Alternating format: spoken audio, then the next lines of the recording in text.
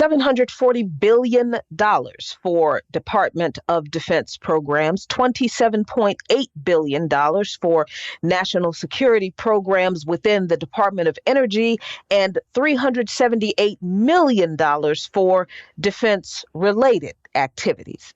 That's what's in the 2022 National Defense Authorization Act, the NDAA, or as I like to call it, our healthcare and housing money that's been given to the Pentagon.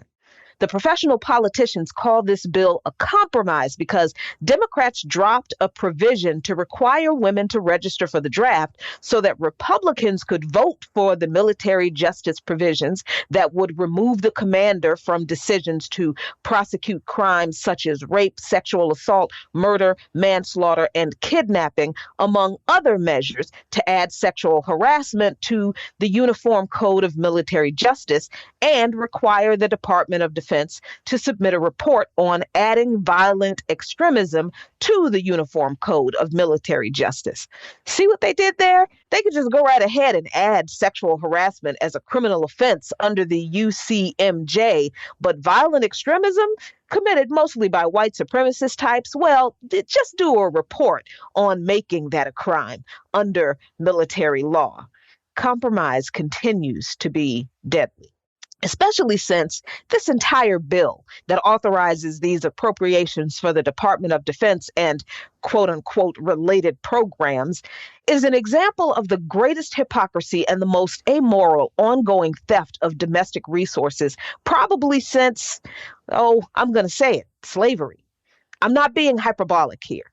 Fiscal year 2021 marked the 60th consecutive year for which an annual defense authorization was passed and implemented without any resistance. In 1960, the NDAA was approved for $47 billion. By 2019, the NDAA was approved for $731 billion. This year, Congress has approved $770 billion in military spending, $25 billion more than what was requested by Joe Biden and about 5% more than last year's budget. They just threw an extra $25 billion in there for giggles, I guess. And I'm perusing the news about this, and it's funny how I don't see Joe Manchin or Kyrsten Sinema staging their "how are they going to pay for it" theatrics over this bill.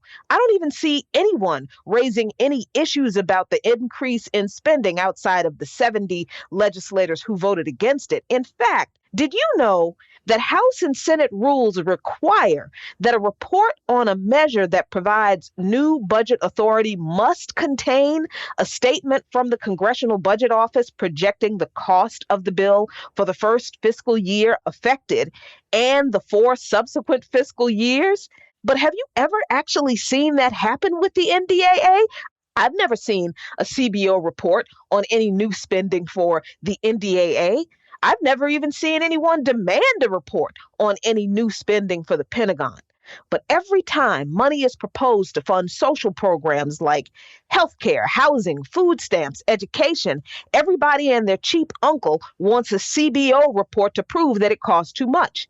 And they insist that they'll have to cut other programs to barely fund those things that ensure basic human rights and dignity. But these people lie about how much more expensive it would be to take care of people in this country. And this is where the massive amoral theft comes in. According to the Department of Housing and Urban Development, it would only cost $20 billion to end homelessness in the United States. $20 billion. And then, according to the Peter G. Peterson Foundation, which claims to be a nonpartisan organization dedicated to addressing America's long-term fiscal challenges to ensure a better economic future, well, they estimate that if the government would pay for college tuition before any grant aid is applied for everyone, it would cost only $50 billion in the first year and only $683 billion over 11 years.